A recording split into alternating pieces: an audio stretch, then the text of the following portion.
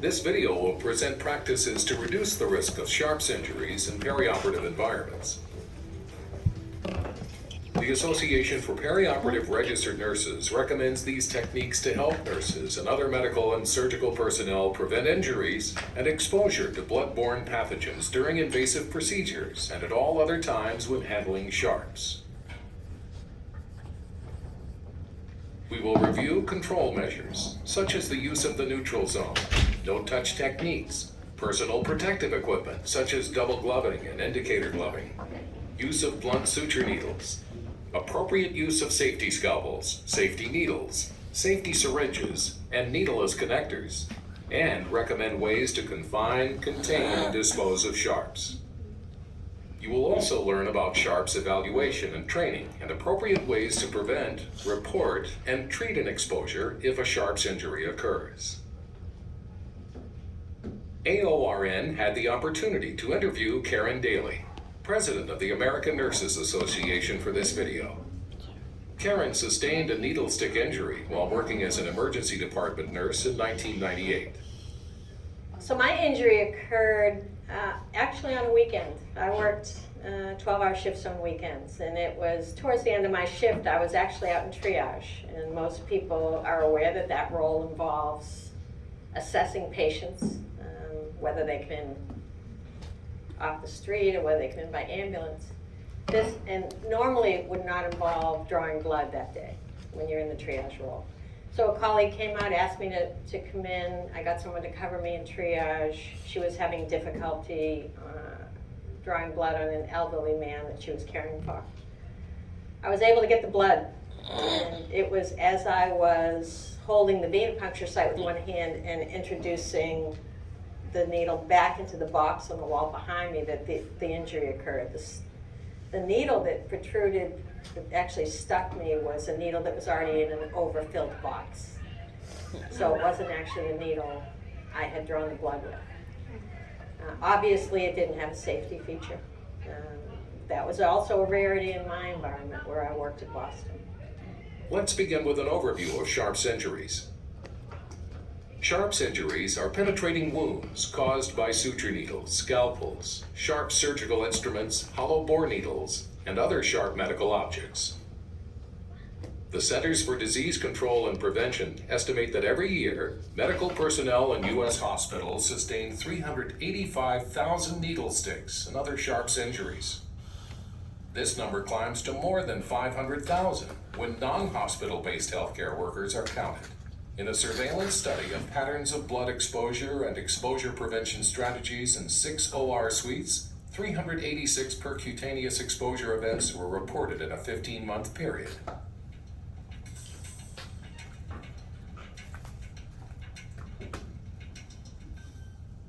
Sharps injuries place perioperative nurses and other medical professionals at risk of infection from viruses and other infectious agents in blood and body fluids. When surgeons and surgical residents sustain a sharps injury, it is self-inflicted as they are the original users of the device. However, nurses and surgical technologists are at risk of injury from devices that are used by other healthcare workers, primarily surgeons, surgical residents, and surgical assistants. The majority of injuries occur to surgeons and surgical residents during use, while the sharps injuries to nurses and surgical technologists occur during passing, disassembling, and disposal. Most cases of blood-borne pathogen transmission from sharps injuries are due to hepatitis B and C viruses and HIV, but more than 20 other pathogens have been implicated. Although the risk of HBV infection from sharps injuries has decreased with widespread vaccination, this virus remains an important concern for healthcare workers. Furthermore, the average risk of occupational HIV transmission in healthcare settings has been estimated at 0.3%.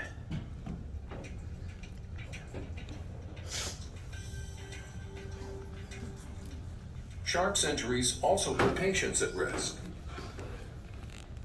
If a healthcare worker has a blood-borne infection and is injured by a sharp, patients can be exposed and infected. Analyses of reported exposures and infections indicate that healthcare worker-to-patient transmission is most likely to occur in operating rooms. Since 1991, there have been at least 132 confirmed cases worldwide in which healthcare workers transmitted hepatitis B virus, hepatitis C virus, or HIV to patients. 131 of these occurred during invasive surgeries. Sharp's injuries have a major impact on the healthcare worker. Many will have to leave the acute care setting. AORN asked Karen Daly how her injury impacted her career. My follow-up and diagnoses with two bloodborne pathogens, the virus, the infection that I sustained, occurred within 5 months of my injury. And really that ended my clinical career. I knew I was going to start on some pretty significant and potent therapies to manage both viruses because my levels were very high. So I left clinical practice very abruptly and have never been back in direct care. I loved my work in the emergency department. I was very good at it. But I never went back after that day that I was given the diagnosis, the confirmation of my diagnosis. I think obviously that injury and that put my career trajectory, totally changed my journey as a nurse. Really provided an opportunity for me to begin to think about how preventable my injury was and what I might do to prevent similar injuries to other nurses, other healthcare workers who are every day in healthcare having similar exposures. So for me, I was fortunate that I was a state president of the ANA affiliate in Massachusetts, and it provided me a mechanism and really saw the power of a national organization in terms of my ability to engage around the issue, to begin to educate others around the preventable nature of my injury, and to talk about safety devices, which really weren't in the mainstream at that point. Only about 15% of hospitals at that time were using any type of safety device or providing access for their workers. So that became an important focus for me, particularly in that first year as I struggled through some pretty intense therapies to try to control the viral loads. And became, for me, 13 years later, it's remained a passion in my practice. I consider this part of my practice, the advocacy I do. But it totally changed my career and changed my trajectory in terms of what I focused on in my nursing. I had the opportunity over these many years to talk to lots of nurses who've had similar, injuries and exposures and worry around what the outcome of them might be. But what I consistently have seen with these nurses who get engaged at that level is their deep desire to keep it from happening to anyone else, and I think that's in the nature of who we are as nurses.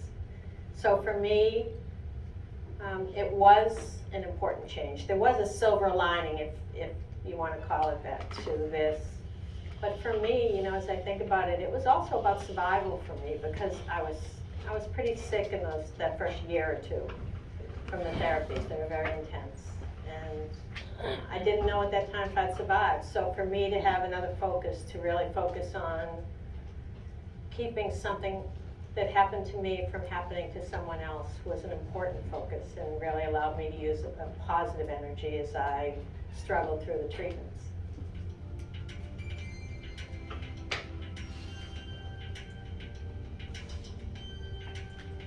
To prioritize measures for preventing Sharp's injuries, healthcare organizations often use a concept called hierarchy of controls.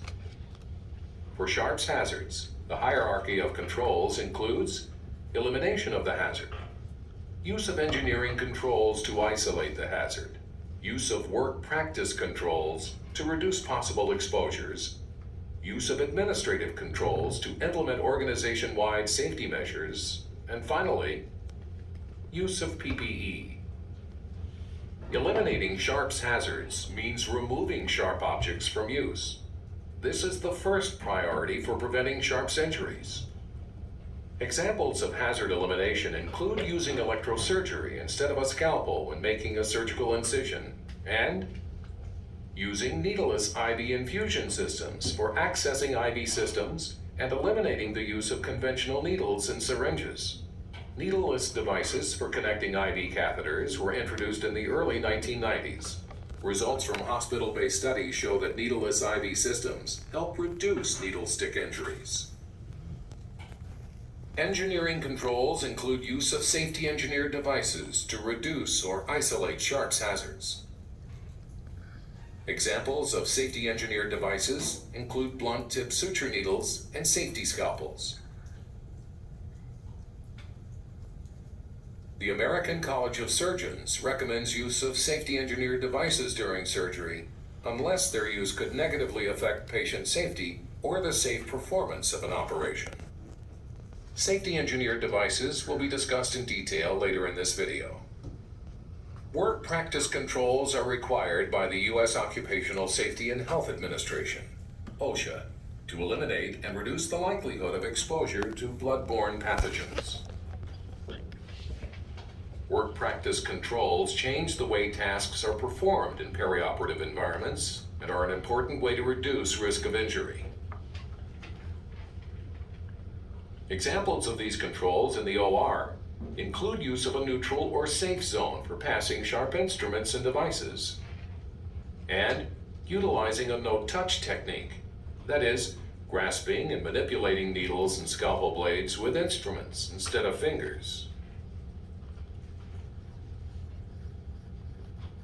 Healthcare organizations can demonstrate a commitment to worker and patient safety by use of administrative controls to prevent sharps injuries. Examples of administrative controls include developing and updating sharps policies and procedures, incorporating sharps safety prevention into a new or existing committee structure, implementing an exposure control plan, and educating and training employees on proper handling and disposal of sharps and safety engineered devices. Exposure reporting and treatment may reduce the likelihood of blood-borne pathogen transmission in the event of a sharps injury. So it wasn't my first needle stick, probably my fourth or fifth, and I hadn't reported all of my injuries. And it was towards the end of my shift. I was tired, it had been really busy, and I didn't want to come in on my days off for the follow-up. So my first thought was, just forget about it and finish up my shift, go home. And I was fortunate that a colleague was in the room with me, and she turned to me after she saw the injury, the exposure occur, and she said, I know you're going to report that. And I think often of that moment because of all the care I've needed in the years since, and what that would have meant if I had walked out of that cubicle and not reported my injury and not had the follow-up that I needed in order to identify my infections. If a sharps injury occurs, immediately wash the area with soap and water and seek prompt medical treatment. If you are splashed with body fluids, flush the area with water. Irrigate eyes with saline, water, or sterile irrigant solution.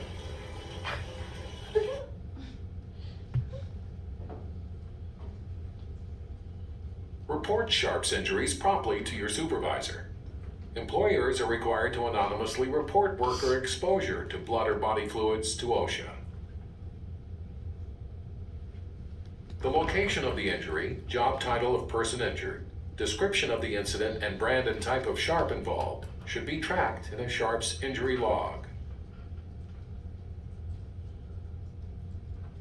Discuss the risk of infection based on the circumstances of the injury, including the presence of blood and other body fluids, and the infection status of the patient, if known. After an exposure, employers are responsible for source testing, risk assessment, and post-exposure prophylaxis.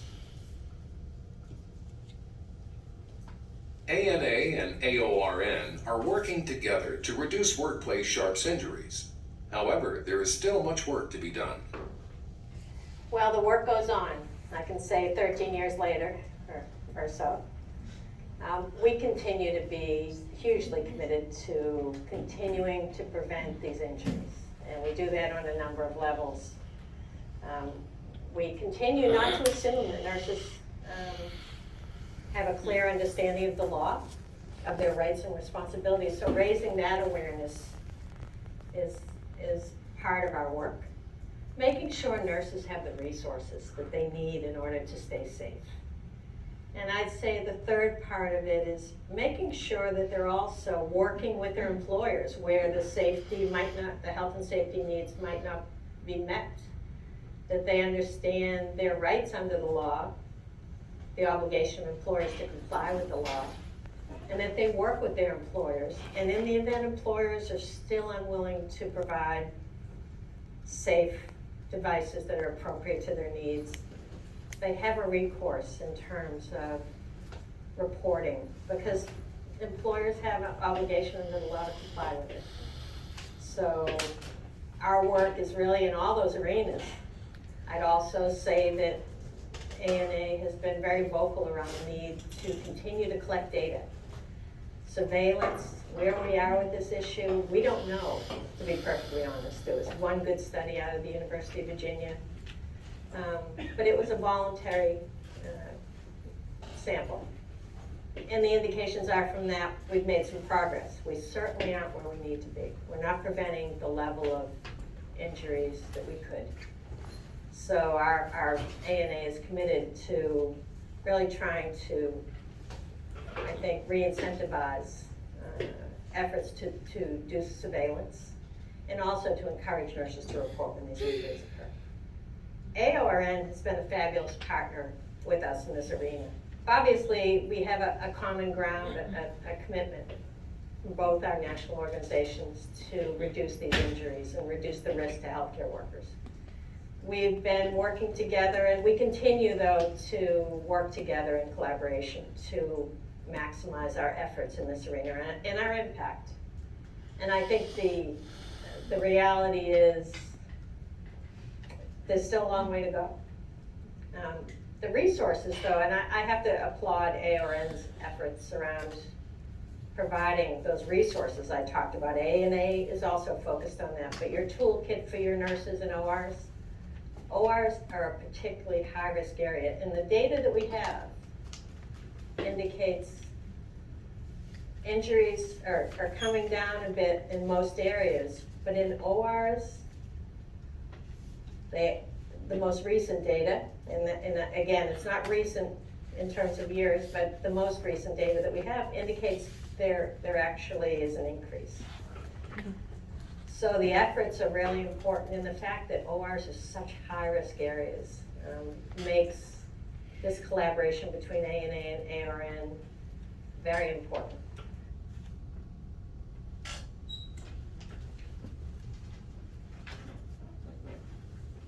The hierarchy of controls is critical for improving healthcare worker and patient safety in and around the OR.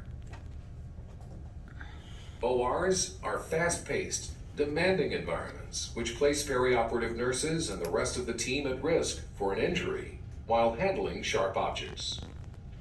Unfortunately, sharps injuries in the OR are especially hazardous because surgical procedures often involve substantial amounts of blood and other possibly infectious bodily fluids.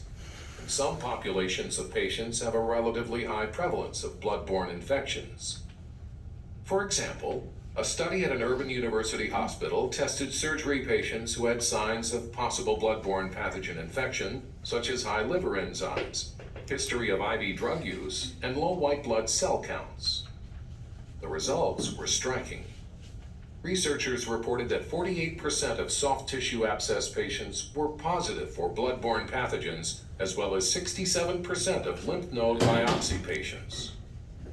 Among all the patients tested for blood-borne pathogens, 26% were positive for HIV, 4% were positive for hepatitis B, and 26% were positive for hepatitis C.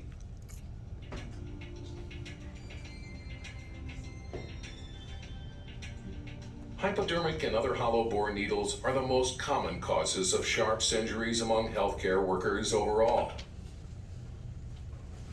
In the OR, the most common cause of Sharps injuries is suture needles, according to the American College of Surgeons.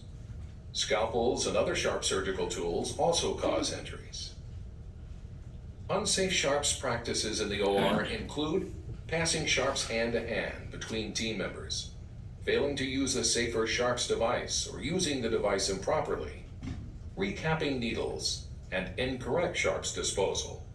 According to a report from the Exposure Prevention Information Network, almost half of Sharps injuries occur when the Sharp is being used, and almost 40% of hypodermic needle injuries involve a safety device that was not activated. I think the other part for me, though, when I did come in for follow-up, and I actually was it's a rarity to see people get physically sick that early in the course of HIV, but I was probably sick within 2-3 months. Very vague symptoms. I had some fatigue. I had nausea that would come and go. I'd go to break on my lunch time down to the cafeteria. By the time I get down, I'd be too sick to my stomach to eat. A little bit of abdominal pain, and I had some significant weight loss to the point where about 3 months into it, I actually went and made an appointment with my primary care physician. And she was someone I had seen, I would see her on an annual basis and not in between typically. And she said to me, she saw me, she said, "Karen, I can see that you've lost weight. I understand you're not feeling well. I don't know what's going on. I'm going to draw some labs and see what I can figure out, but I don't know what's happening." What I didn't tell her was that I had had a needle stick 2 or 3 months before, because I never made the connection. I probably, like many other nurses, didn't perceive the risk to be high. And I'd also deferred, when I did sign in that day the injury occurred, I had deferred prophylaxis. I did because I also do what many of us as healthcare professionals do. We assess our own risk. And I thought, this is an air-exposed needle, even though it's a deep puncture. I don't need the HIV drugs. Because I would have had to be on them for 4 to 6 weeks because my source was unknown. Nurse practitioner actually encouraged me to take the protocol, and I deferred it because I assumed I had a low risk. 5 months later, I'm back in seeing my primary care doctor for the second time, because at this point I'm having some neurologic symptoms, some confusion, just not really myself. Although I always share when I tell this story, I never missed 1 day of work during this whole time. And that's so typical of nurses. So on my way in to see my primary care physician, I was going by the occupational health clinic, and the protocol was that I wouldn't get the follow-up lab until 6 months after my injury, and this was about a month earlier. But I decided to stop in. It would save me on a day off coming in to get the follow-up labs. So I had my labs done. Didn't tell them I was on my way in to see my primary care physician for the second time in 5 months. Saw my primary care physician again. At that point, I'd lost about 12 pounds. And the other thing in the back of my head, I'd lost a brother in a car accident just about a year before. So I thought maybe I wasn't plugged into kind of an emotional reaction to the anniversary of his death. So I was looking for all kinds of reasons for why I wasn't feeling well, none of which really kind of brought that needle stick back into my mind. Anyhow, about a week later, I came back into work to cover a shift, someone that had a family emergency, and realized that I hadn't heard anything about my lab work. So I called up to the clinic. It was about 4 o'clock and the clinic was closing, and I asked if I could come up and get my lab work results, because they prefer to do it in face-to-face. And she actually, when I finally get up there, she wanted me to come up right away. I had to wait about a half hour for the busyness to settle down. She finally called me in. I sat down and she looked at me and she said, "I need to redraw your labs." And I said, "Why?" And I said, I assumed they were lost. And she said, "Because they weren't negative." And I looked at her and I said, "Both?" So I had the labs redrawn. She scheduled an appointment for me to come in the next week, get face-to-face the results. And it turned out it was around Christmas Eve. I remember walking up to the clinic, and it was regular hours, so I walked in, sat down. someone came and brought me in a room, and in the room was the medical director of the clinic, the nursing director of the clinic, social worker, an infectious disease fellow, and the nurse practitioner, and I knew. And you know, that day is a day I never will forget. I walked out of there, I remember standing at the elevator waiting to leave, and my first thought was, I'm never going back to the ER again. There are some people I'd worked with 15, 20 years in the ER at that point. I knew I was never going back to my clinical practice. That was a hard day.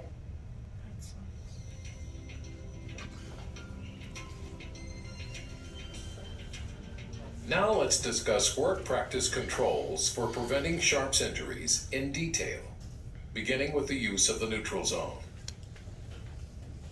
Perioperative team members should use a neutral zone to prevent hand-to-hand passage of sharp instruments, blades, and needles. To use the neutral zone, no two people touch a sharp at the same time. The sharp is placed on an appropriate surface for a team member to pick up, instead of handing it over directly. This practice is recommended by AORN, the American College of Surgeons, ACS, and the Association of Surgical Technologists, AST. To establish and properly use a neutral zone, first designate the zone during the preoperative briefing. Dr. Aron, before we get started, do we have a designated safety zone that we can use for our sharp transfer device? Sure. We can use this. Perfect. There we put your sharps in there. The neutral zone might be a basin, magnetic pad, instrument mat, or designated area on the Mayo stand. Kidney basins should be avoided if possible because it is too easy for fingers to end up in the basin next to the sharp. During procedures, verbal notification should be given, such as using the word sharp to inform team members that you are moving a sharp into the neutral zone. Only one sharp and one hand at a time should be in the neutral zone. Position the sharp so the surgeon can easily pick it up. Sharp down. After use, the sharp should be placed back in the neutral zone. Microscopic procedures do not permit full use of the neutral zone because surgeons must keep their eyes on the operative site. So a modified neutral zone should be used. To do this, practice a limited hands-free passing technique. The scrubbed team member gives verbal notification, places the sharp in the surgeon's hand, and then the surgeon returns the sharp to the designated neutral zone when finished using it. Narrow lighting and narrow field of vision during microscopic procedures may increase the risk of sharps injury. One study of ophthalmic surgeries found that most sharps injuries during these procedures happened when sharps were being used or passed between team members.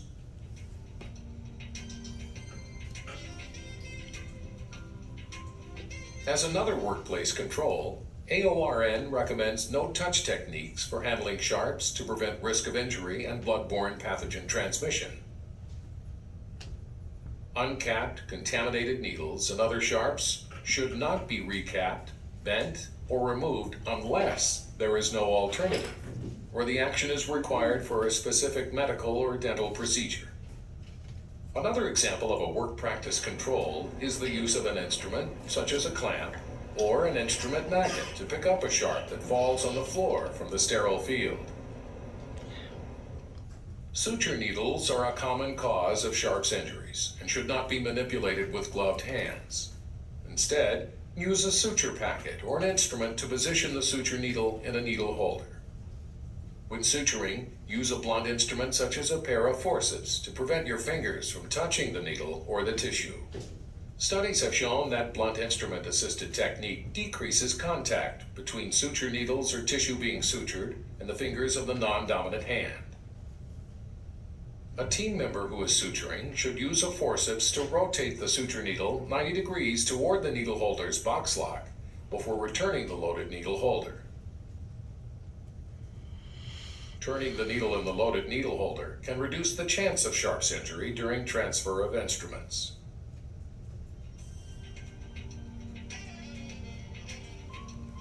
If a safe needle device is unavailable and a needle must be recapped, no-touch techniques using a recapping device or one-handed scooping technique must be used. When one-handed scooping, place the needle cap on the table. Guide the needle into the cap while holding only the syringe. Do not touch the cap. Lift the syringe so the cap is sitting on the needle hub and secure the needle cap into place. One-handed scooping is far safer than two-handed recapping. In one study, Sharps injuries among medical students decreased from 17% to 3% after the students were trained in one-handed scooping to recap needles.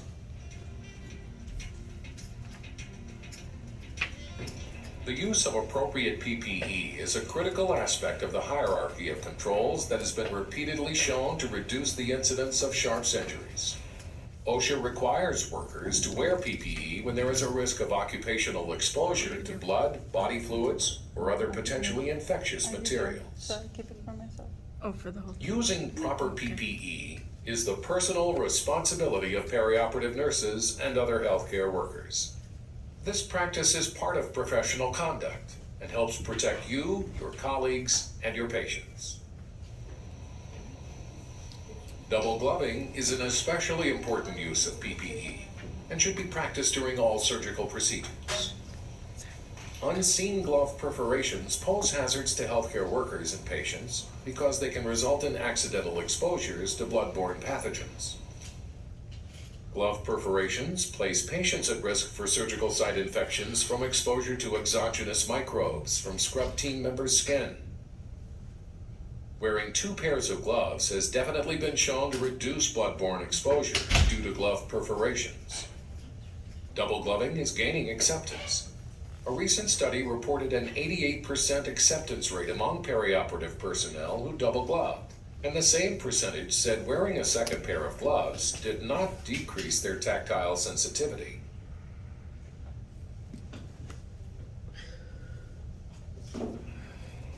Getting the right glove fit is important when double gloving. It can be useful to try different sizes of gloves. The fit varies with glove manufacturer and glove types. Some team members may prefer wearing a half-size larger outer glove over their usual size inner glove, while others prefer the opposite approach or feel most comfortable when both pairs are the same size. Whenever double gloves are worn, AORN recommends that a perforation indicator system be used. Perforator indicator systems have been shown to increase the chance of detecting a perforation by more than 3 times. A perforation indicator system uses a colored pair of gloves worn beneath a standard pair of gloves. During procedures, moisture enters the perforation between the glove layers, making the color of the inner glove easier to see.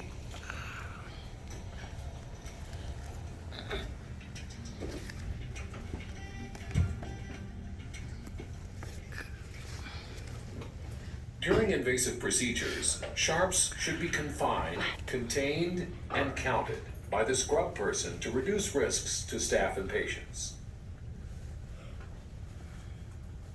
Unconfined sharps in the sterile field can penetrate drapes, fall into incisions, or end up on the floor or in the garbage where they might harm personnel who are cleaning. Leaving knife blades and suture needles on handles and other reusable instruments that are returned to sterile processing can also cause worker injuries. Okay, I am ready to close. We need to do a sharps count first, okay? Alright, so needle and 1. Failure to count sharps before closure carries the risk of a retained surgical item inside the patient. There's 1 on the field.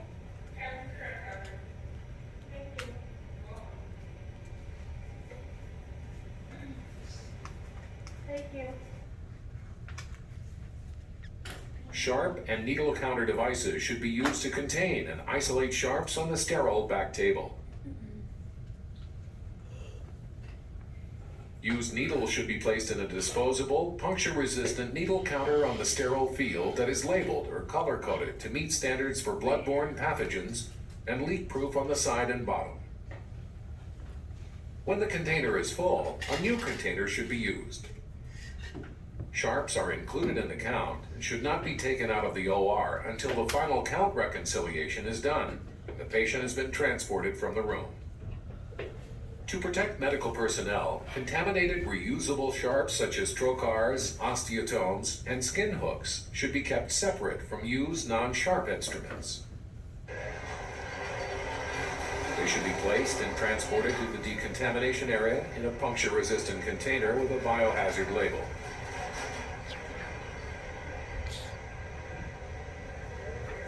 Note that OSHA prohibits decontamination processes that require workers to put their hands in basins of sharp instruments because of the risk of bloodborne pathogen exposure. Sharps containers outside the sterile field should be wall-mounted on the floor, kept upright, and replaced before they become overly full. The container should be leak-proof, puncture-resistant, and closable.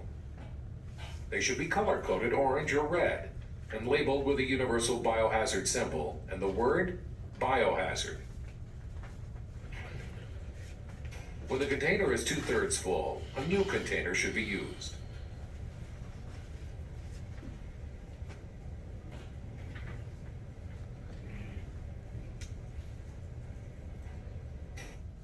Safety sharps containers may be used that have a counterbalance top that automatically closes when the container is 3/4 full to prevent overfilling.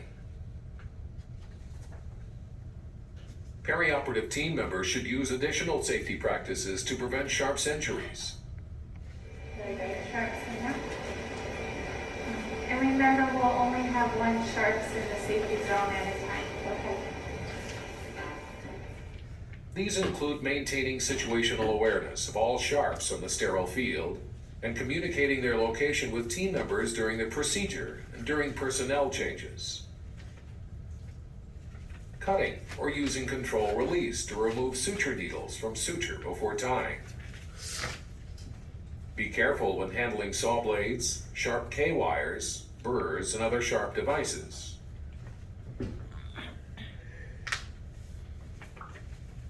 Cutting the exposed ends of sharp pins or K-wires and covering them with a protective cap after they have passed through the patient's skin. And retracting tissue with instruments such as retractors instead of hands. In one multi-center surveillance study, retracting tissue with the hands accounted for 3.4% of percutaneous exposures during surgeries. Due to the institution of these control practices, there have been numerous practice changes over the past 15 years.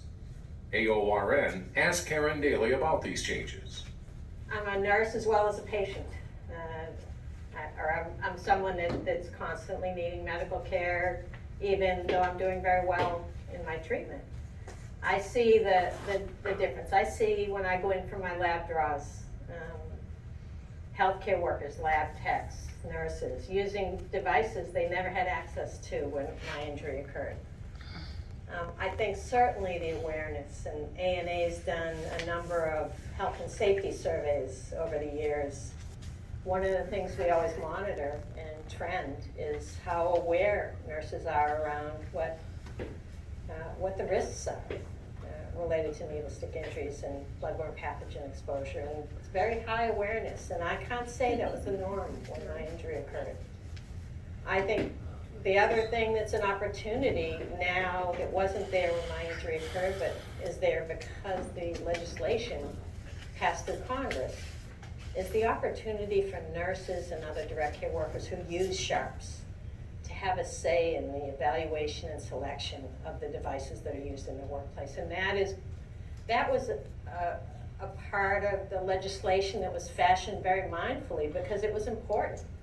We know often the decisions that are made in hospital systems or in other direct care areas, the tendency can be, particularly now, to make purchasing decisions based on price.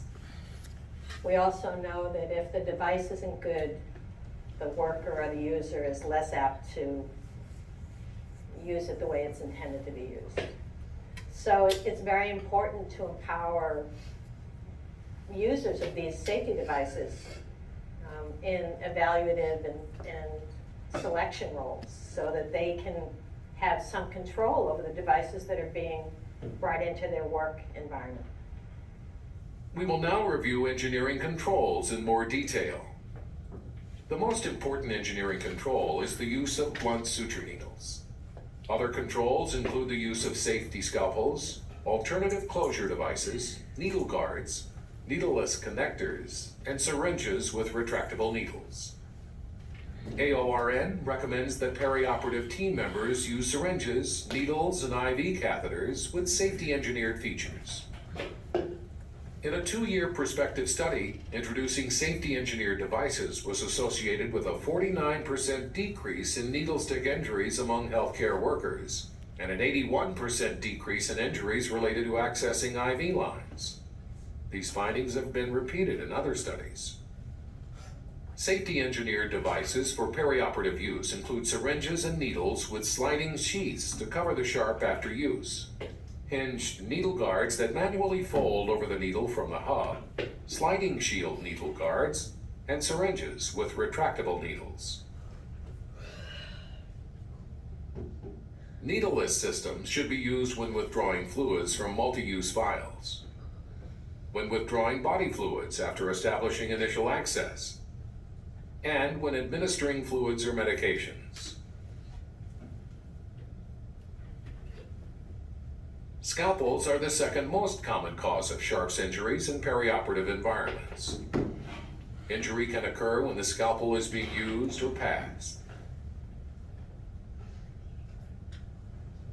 Injuries also occur when loading or removing the scalpel blade from the handle. To prevent injuries from scalpels, safety scalpels should be used. There are several options available for safety scalpels. Single-use scalpels have blades attached to their handles. Their use has been linked to a 68% decrease in percutaneous scalpel injuries. Reusable handles can also be used with safety blades. For example, retracting scalpels can withdraw the blade into the handle when the scalpel is passed or not in use. Another design has a shield or sheath that can be used to cover the blade. Correct use of these next-generation designs has been associated with a 65% decrease in injury.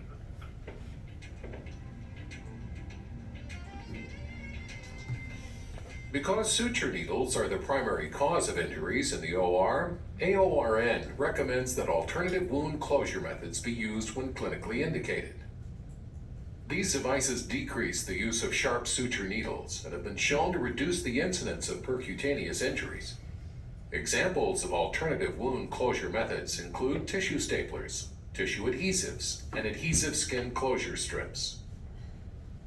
In a study of animals, use of a fascial closure device during abdominal surgery took less time and resulted in similar wound integrity as conventional suture.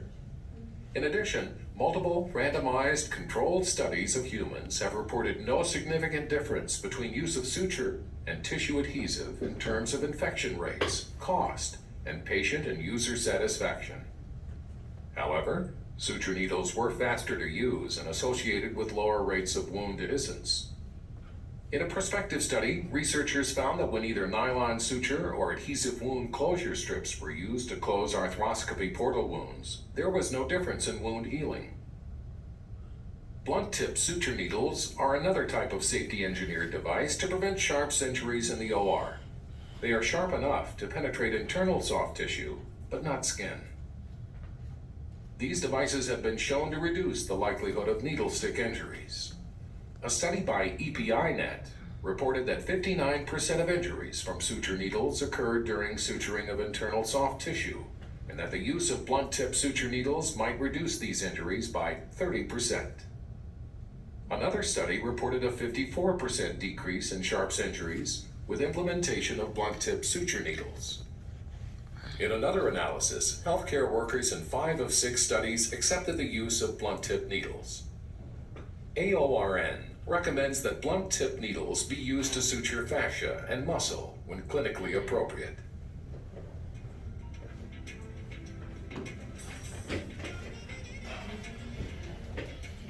The selection and use of safety devices that protect healthcare workers requires collaborative efforts by all healthcare team members. The effort to reduce injuries within operating rooms really involves, and safety in general in ORs, requires that people work together as a team.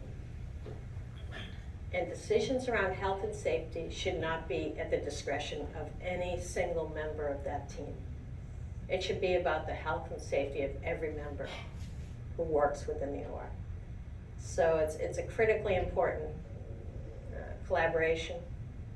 ANA is committed, as I know ARN continues to be, to seeing these injuries reduced to the greatest extent possible across this country.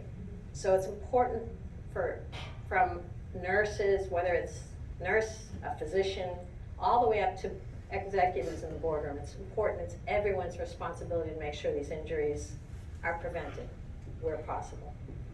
It's not just my obligation as a direct care provider. It's also the surgeon's obligation. It's the nurse manager's obligation. It's the executive making. It's the CFO's obligation. It's all those people together that create an environment where health and safety becomes a priority, where we finally can get a handle on these injuries and exposures and reduce them. We will now discuss administrative controls that should be used to reduce Sharps injuries. All right, the next thing on the agenda that we're going to talk about is being able to evaluate these new safety needles that came in. We think it's a good opportunity to look at this new product. There are these evaluation tools. So as we put the needles out for use, anyone who comes in contact with them, we would like them to do an evaluation. So that's the nurses, the techs, if you were using them on the... We begin with Sharps evaluations. When evaluating new Sharps products and their safety features, healthcare professionals should consider worker and patient safety, user acceptability, and overall performance. Safety features should be reliable, simple, and easily understood. These safety features may be either passive, in which the user does not need to activate the safety feature, or active. Passive devices were shown to be associated with the least Sharps injuries in one study. This is an example of a form that is available on the NIOSH website. These resources can be used to conduct a product evaluation, analyze Sharps injury data, and perform a root cause analysis. Both of these have an adhesive on the bottom that you could possibly take to the field to create a safety zone. Sharps products under consideration should be evaluated by frontline users trained in correct use of the device. And here are some of the disposable scalpels. So that, again, you can pass it with the blade hidden, and the surgeon can. New products should be evaluated for a set time period using a survey tool. The survey should be easy to complete and score, and should include space for comments. Final product choices should be based on survey results. After a new device is introduced, AORN recommends that its proper usage, acceptance, and performance be further assessed. Safety engineered devices must be evaluated every year. Out of all of them, this one has what would be closest to, a true knife handle. Last quarter we had a rise in our Sharps injuries amongst our staff, and one was also a surgeon. So another administrative control is the implementation of a team-based root cause analysis. This can help identify the underlying reasons for a Sharps injury and promote risk reduction strategies. Within 48 hours of the event, facts should be gathered from team members who were present when the injury occurred. Findings should be reviewed and discussed by a response team with a focus on process, not personal fault.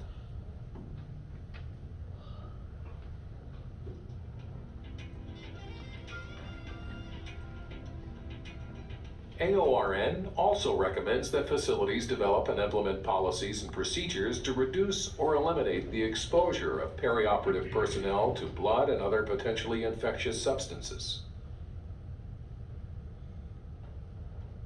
Facilities must have written blood-borne pathogen exposure control plans that follow federal, state, and local rules and regulations, and establish and define work restrictions for healthcare workers who have transmissible blood-borne infections such as HIV, HBV, and HCV. These plans also should specify process for education, training, competency evaluation, evaluation of the efficacy and utility of sharp safety devices, and annual review of sharp safety issues.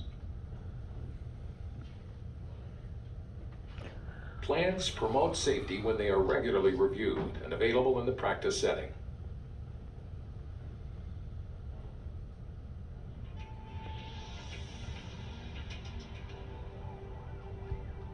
It can be challenging to prevent Sharps injuries during fast-paced, high-pressure surgeries, but doing so is crucial to protect patients and healthcare workers.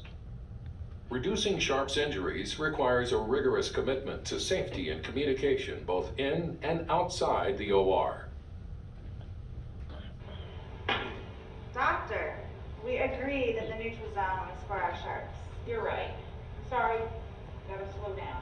AORN encourages perioperative nurses and other team members to take the lead in developing, refining, and implementing sharp safety protocols, and to speak out when unsafe handling occurs.